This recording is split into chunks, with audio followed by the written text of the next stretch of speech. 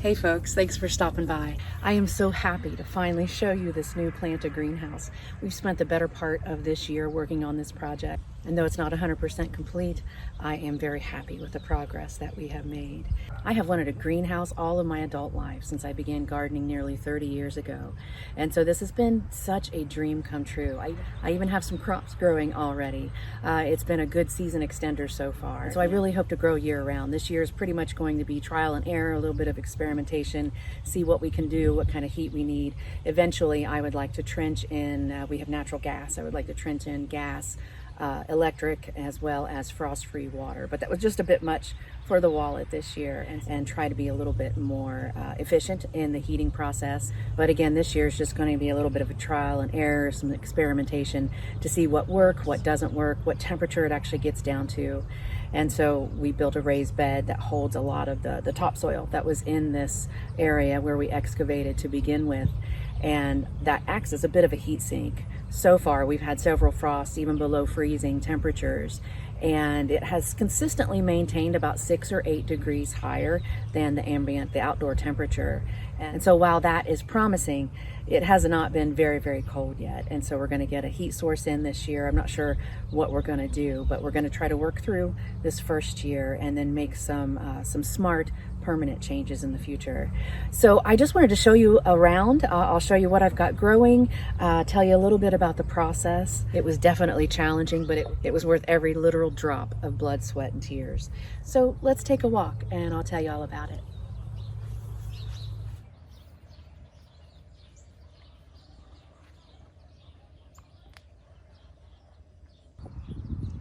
So we spent our first days measuring out the area and staking it, putting some paint lines down, and then we had to set grade.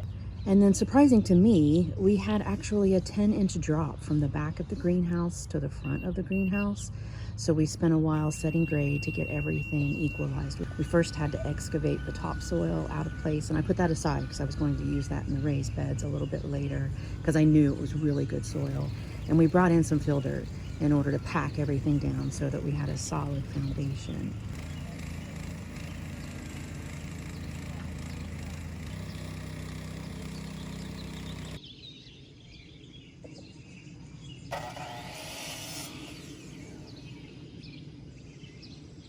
Then we decided to pour a concrete footer to have a good level base to begin.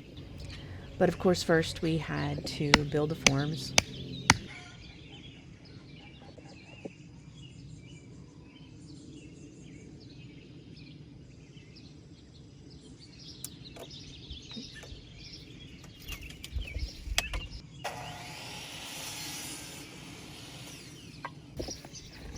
Even girls is players too. Go for it, girlfriend.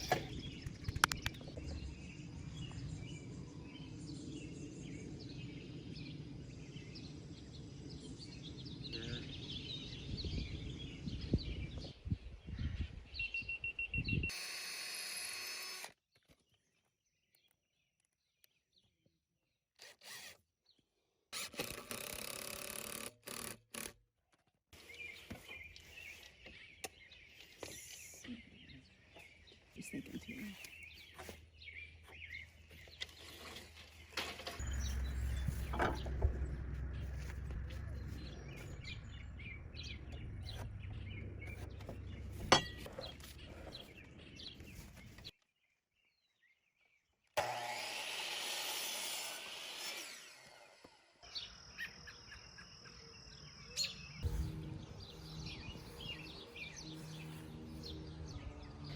And as is our typical style, we over-engineer everything.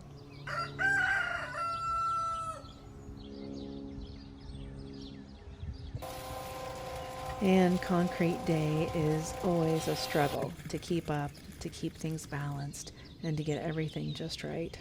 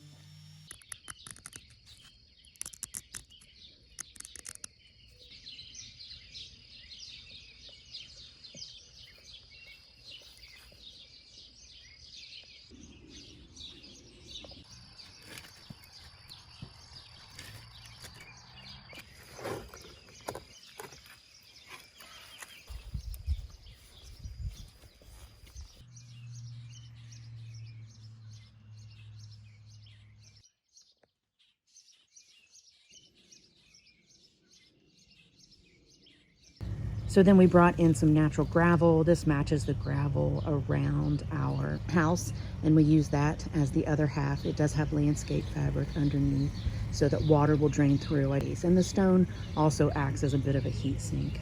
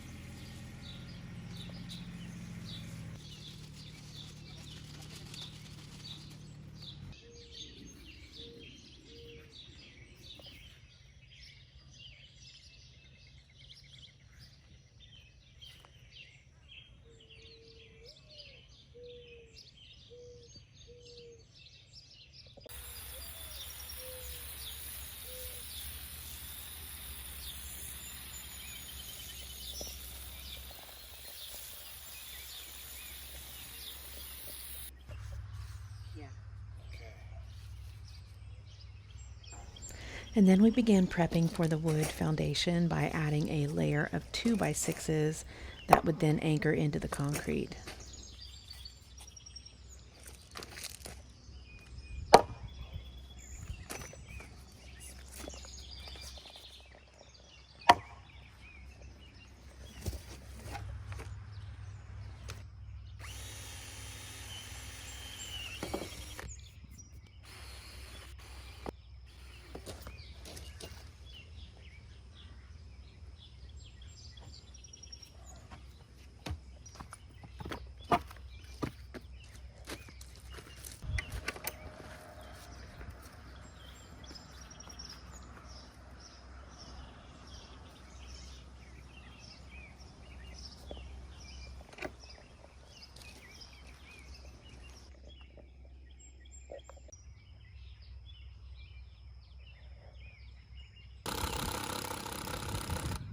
And then we added a wood foundation and this raised bed so that I could grow hopefully year round, but at least extend my growing seasons. We don't have all of the heating and cooling and things figured out.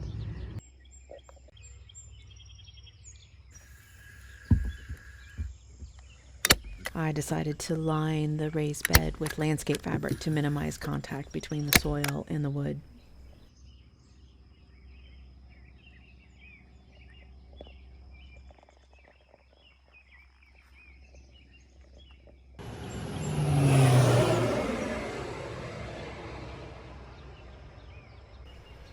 Crop duster flies low.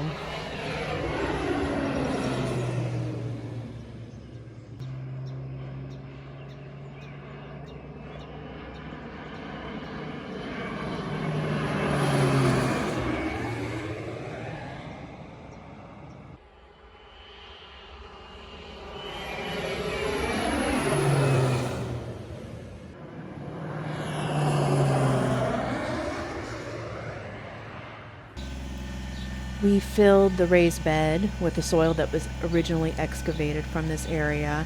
It had sat in a pile and the grass layer had decomposed in it, so it was in pretty good shape.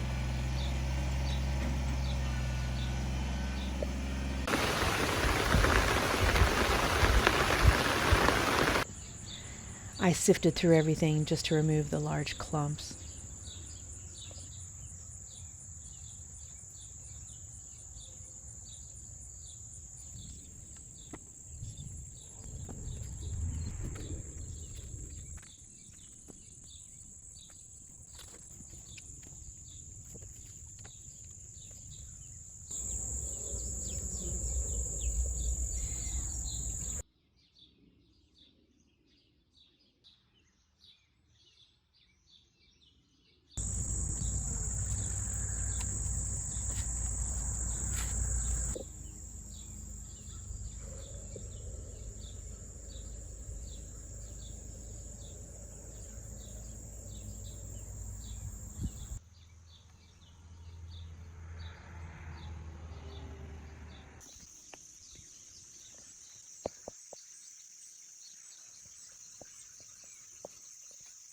Now these bows were each full of so many screws and nuts and bolts, and lots of time went into putting all of those together.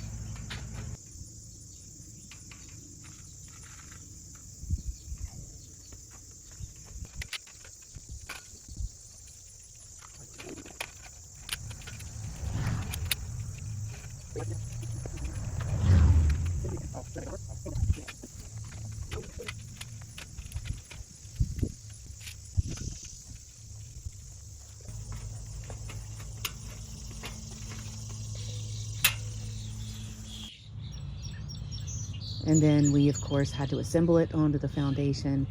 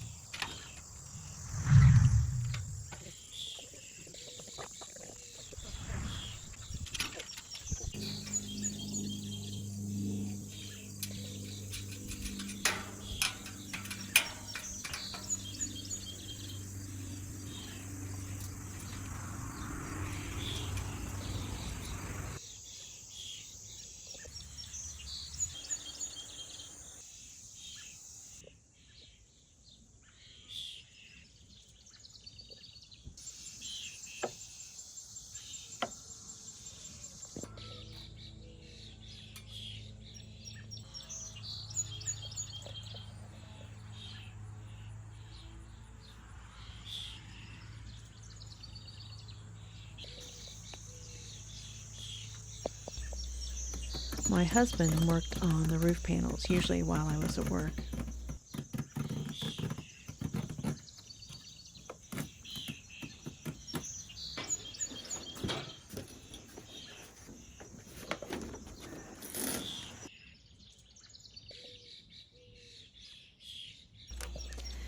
We must tape every joint.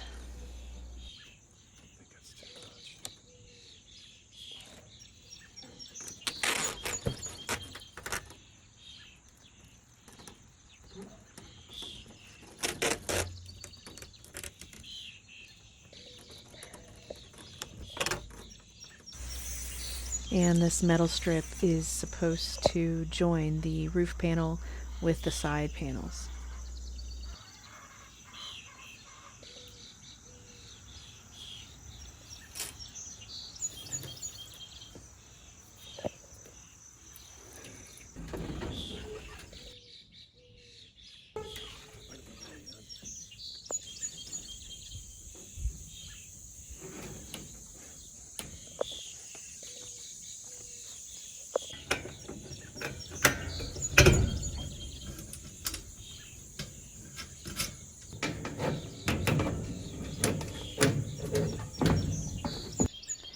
And then we finally began working on the side panels.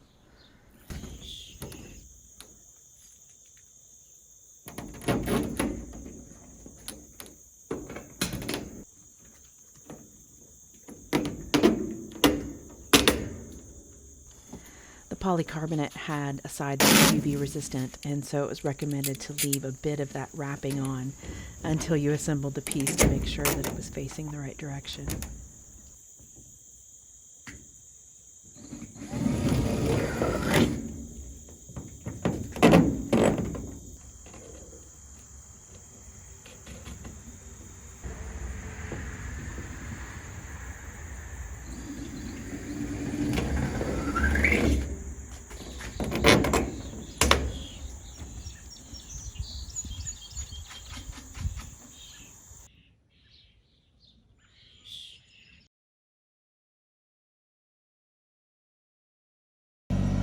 And then it was finally time to start bringing soil around the perimeter just to level things out.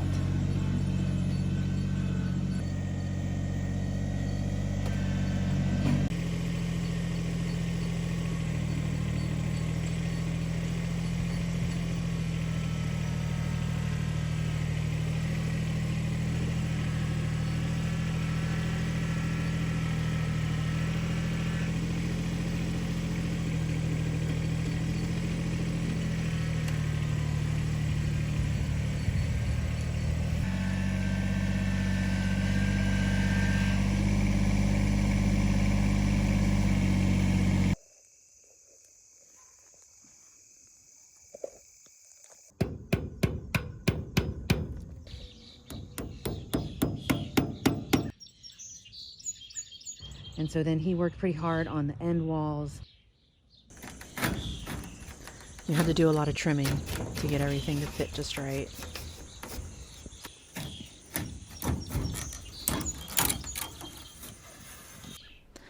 Adding the weather seal was next. It was a pretty tight fit.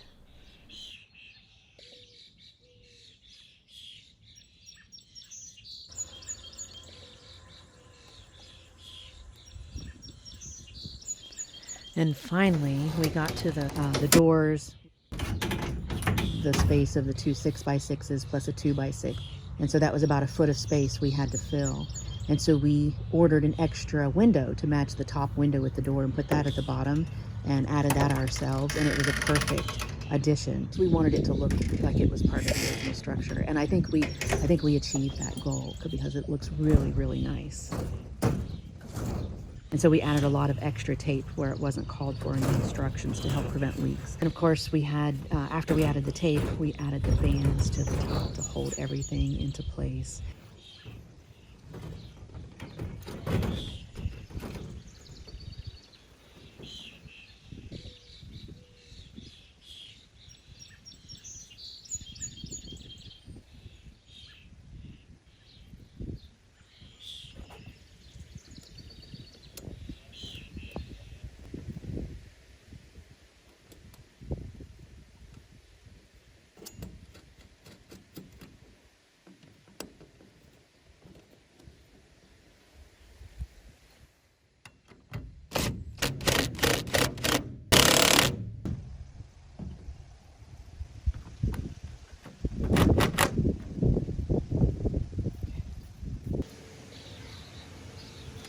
With those leaks, we noticed we had to do some caulking.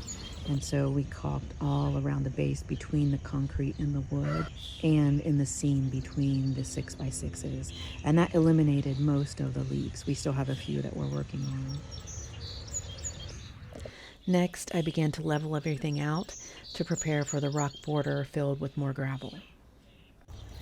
And this is where landscape fabric shines. It works really well under gravel to suppress weeds.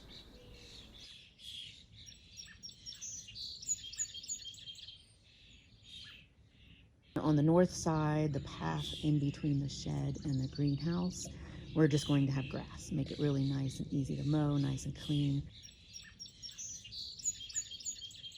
And we used our preferred mix of perennial rye and Kentucky bluegrass.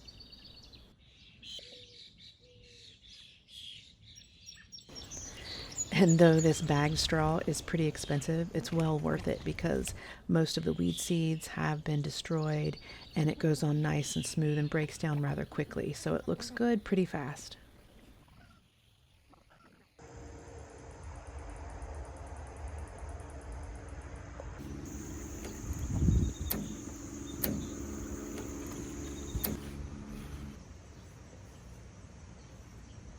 One of my favorite things about the greenhouse, believe it or not, are these steps. They were a challenge to put in, but we copied the style that we used around the house.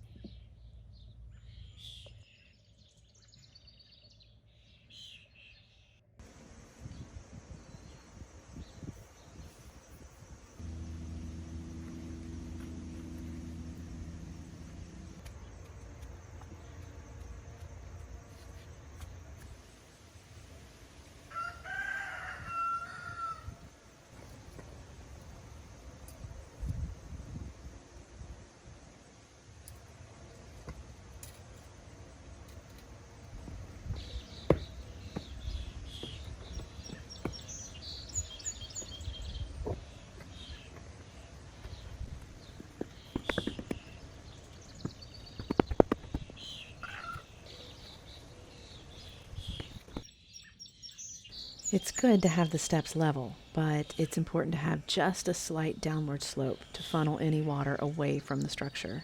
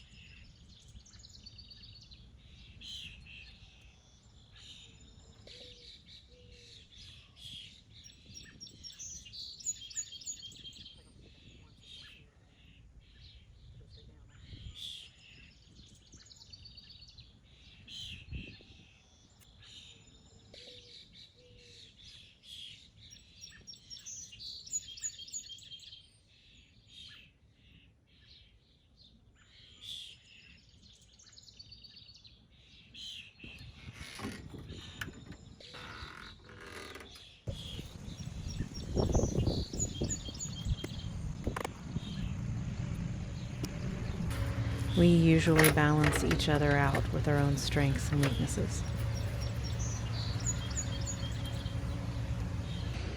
Now, for years, anytime I wanted big rocks, I would just stop at local farmers' houses and ask them if I could have them, or pay for them, or give them honey or eggs or whatever I might have for trade. But this time, we found a good source at a local stone quarry. Most of them were slightly on the orange side, but we were able to find a nice variety to use as a border.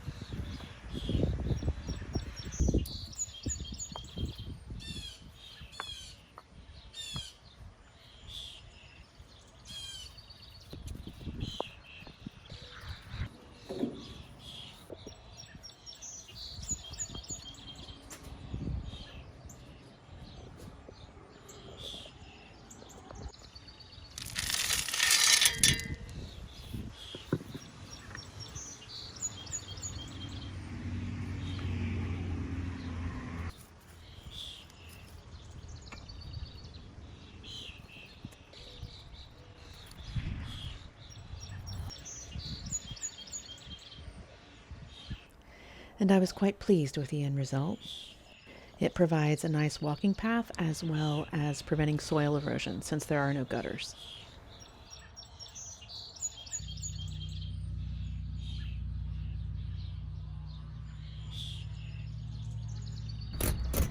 And then came the automatic vents.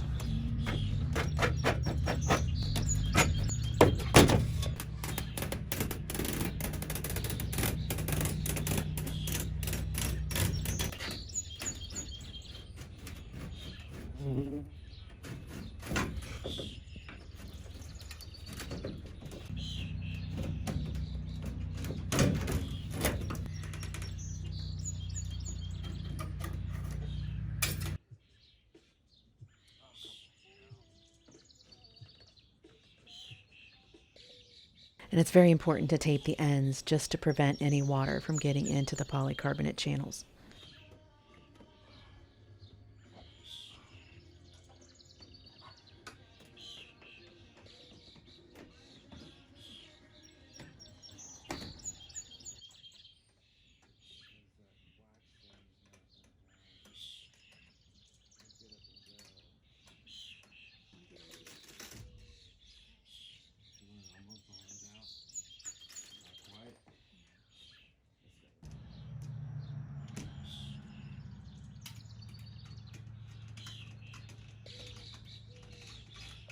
These arms have a wax that expands at a certain temperature, which you can control to some degree, and they open and close on their own. And one of my favorite finishing touches in the greenhouse is a seat for the raised bed. And so I sealed them with a light coat of stain.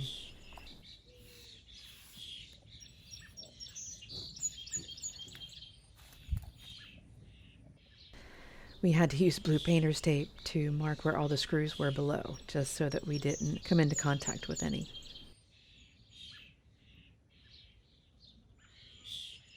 On the left, on the side with the bees, this is the south side, I added a lot of my favorite native plants. And so I haven't decided whether I'll keep a walking grass path. You can see where we've sowed seeds. They're growing on the north side. We got those started about a week earlier than the grass seed on the south side. And so it's just now coming up, and cold weather's approaching, so I'm hoping it gets a good foothold before winter sets in. I am so glad that this little window worked to fill the gap here. It really made the structure look complete, and it's very helpful in having a variety of ventilation choices to make. And it gets pretty windy around here sometimes, so when I do have all the doors open, it's very nice to have these hook and eye fasteners to keep everything secure. And there's the first vent. We have a few more to install. And we recently put together this nice little potting bench for when I start seeds.